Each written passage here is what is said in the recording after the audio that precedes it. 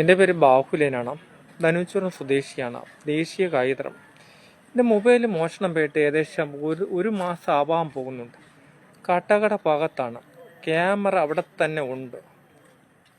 ക്യാമറയിൽ നിന്നാണ് ഇവൻ പുറത്തേക്ക് വരുന്നത്. രാത്രി 11 മണിക്ക് മൂത്രം ഒഴിക്കാൻ കയറി. അതിനുശേഷം എൻ്റെ പാക്കറ്റിൽ കൈയിട്ടു.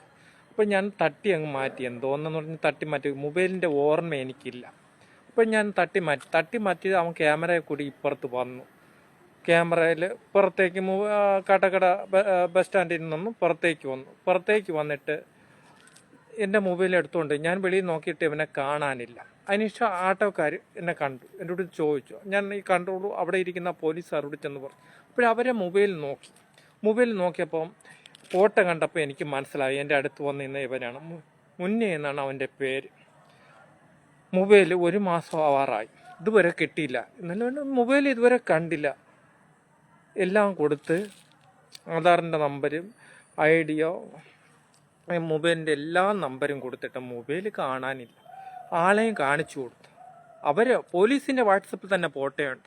അപ്പോൾ 2 അല്ലെങ്കിൽ ഒരാഴ്ചയ്ക്ക് പുള്ളിയെ പിടിക്കാൻ തന്നെ. ഇപ്പോൾ 1 മാസമായിട്ട് ഇപ്പോഴും വെള്ളത്തിൽ കിടന്നില്ല. ഇതാണ് നമ്മളെ കേരള പോലീസ്. തിരുവനന്തപുരം സംസ്ഥാനത്തിരിക്കുന്ന പോലീസാണ്. അതും തമ്പാനൂർ സ്റ്റേഷനിൽ ട്രൈറ്ററിൽ കൊടുക്കുന്നു പരാതി 10 മണിക്ക്. പിറ്റേന്ന് രാവിലെ 10 മണിക്ക് പരാതി. 2 ദിവസം ഞാൻ പിടിക്കാനുണ്ട്. റൈറ്റർ പിടിച്ച് 8, 10, 11 കൊല്ലമായ പോലീസുകാരാണ് അവിടെ ഇരിക്കുന്നത്. മാറ്റമില്ല. പിന്നെ എങ്ങനെയാണ് പിടിക്കുന്നത്? 15ഓളം പേര് മോഷണം. 9 മണി തൊട്ട് 5 മണി വരെ. ഇനി ഓണം അടുക്കുന്നുണ്ട്. മോഷണം കൂടിക്കൊണ്ടുവരും. പ്രതിയെ കണ്ടിട്ട് പോലും പോലീസിന് പിടിക്കാൻ പറ്റും. ഇതാണ് നമ്മളെ തലസ്ഥാന നഗരി നടക്കുന്ന പോലീസ്.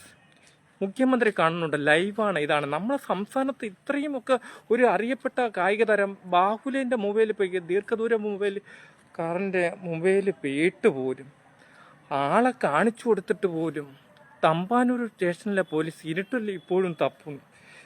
ഉടനെ വക്കീൽ വിളിച്ച് ഇറക്കാൻ വരും ഇവരെ പിടിക്കണത്. ഇറക്കിക്കൊണ്ടുപോകും. വീണ്ടും പോലീസ് മാറ്റ്. മൊബൈൽ പീസ് ആക്കിയാണ് അവർ വിൽക്കണമെന്നാണ് എനിക്കിപ്പോൾ കിട്ടുന്നത്.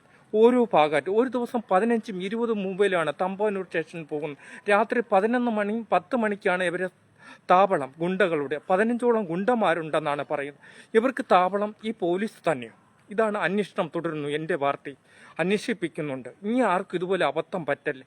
ഓണം എത്തുന്നുണ്ട്. വീണ്ടും ദിവസവും 15ഉം 20ഉം മൊബൈൽ പോകുന്നുണ്ട്. ആരോട് ചോദിക്കാന്, ആരോട് പറയാന്? എന്തോ പാവങ്ങൾ എന്ത് ചെയ്യും? നമ്മൾ മുഖ്യമന്ത്രി ഇത് കാണുന്നുണ്ടോ? ലൈവാണ് ഇപ്പോഴത്തെ വാർത്ത. എൻ്റെ വാർത്ത അന്വേഷണം തുടരുന്നുണ്ട്. പരമ്പര തുടങ്ങുന്നു. ബാക്കിയുള്ള ചാനലുകളിൽ എന്നെ വിളിക്കുന്നുണ്ട്. ഞാനിപ്പോൾ ഉടൻ തന്നെ പറയും. എനിക്കിപ്പോൾ ഈ മൊബൈൽ പോട്ട് എൻ്റെ നമ്പറുകൾ വ്യത്യാസം വന്നതാണ് കാര്യം. അവൻ്റെ പേര് വരെ പറഞ്ഞിട്ട് പോലും പോലീസ് കാണിച്ചു തന്നിട്ട് പോലും അവനെ പിടിക്കാൻ കഴിയുന്നില്ല പോലീസുകാർക്ക്. ഇതാണ് നമ്മൾ തമ്പാനൂർ സ്റ്റേഷൻ രാത്രി നടക്കുന്ന ഗുണ്ടാവളയാട്ടം. ഇതാണ് തലസ്ഥാന നഗരിയായ. ഇത് കാണുന്നുണ്ടോ? ലൈവാണ് ഇപ്പോൾ പ്രേക്ഷകരെ മുന്നിൽ എൻ്റെ വാർത്ത നൽകുന്നത്. നമ്മളെ തമ്പാനൂർ പോലീസ് കാണുന്നുണ്ടോ? നിങ്ങൾ പറഞ്ഞില്ലേ ഒരാഴ്ച കൊണ്ട് പ്രതിയെ പിടിക്കുമെന്ന്. ഇതുവരെ പ്രതിയെ പിടിച്ചോ? കണ്ടിട്ട് പോലും പ്രതിയെ പിടിക്കാൻ നിങ്ങളെ കൊണ്ട് കഴിയുന്നില്ലെങ്കിൽ എന്താണ് കാരണം? ഇതോ നമുക്കുള്ള പോലീസ്?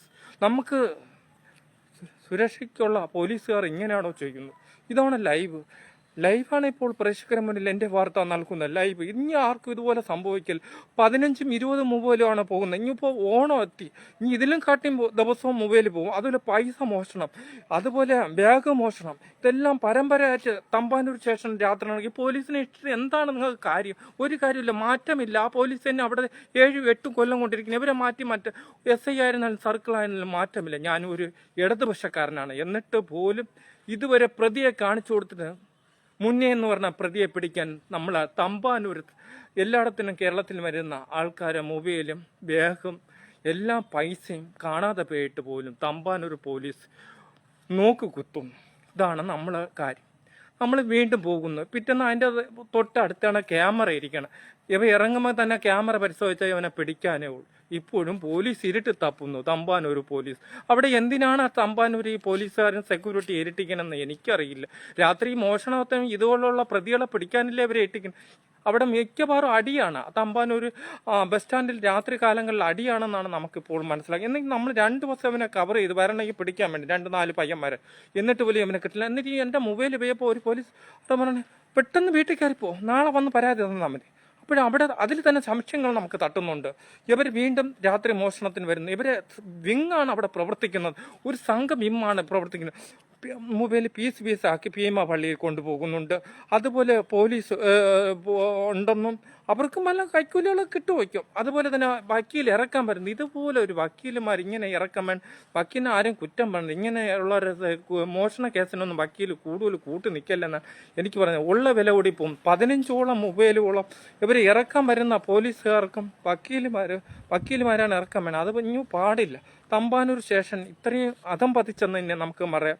അതും തമ്പാനൂര് കാട്ടാക്കട ബസ് കയറിനടുത്തുള്ള ക്യാമറ പുറത്തിരിക്കുന്നു. എന്നിട്ടും പ്രതിയെ പിടിക്കാൻ ഇപ്പോഴും പോലീസ് ഇരുട്ട് തപ്പുന്നു. ഇതാണ് നമ്മുടെ സംസ്ഥാനത്ത് നടക്കുന്ന കാര്യം. പലയിടത്തും കേരളത്തിലുള്ള എല്ലാ ജില്ലക്കാരും ബസ് കയറാൻ വരണത്, ബാഗ് മോഷണം എല്ലാം അവിടെ നടക്കുന്നു. ആരോടി പറയാനാ? എന്താ സമൂഹത്തെ ജനങ്ങൾക്ക് സമാധാനമില്ല ഈ കാലഘട്ടം. ഇതാണ് നമ്മളെ കാലഘട്ടം. ഇതുവരെ ഇങ്ങനെ ഒരു കാലഘട്ടം ഉണ്ടായിട്ടില്ലെന്ന് തന്നെ എനിക്ക് പറയാം. എൻ്റെ വാർത്തയ്ക്ക് വേണ്ടി തിരുവനന്തപുരത്തു നിന്നും ബാക്കുലേ. നാളെ ബാക്കി.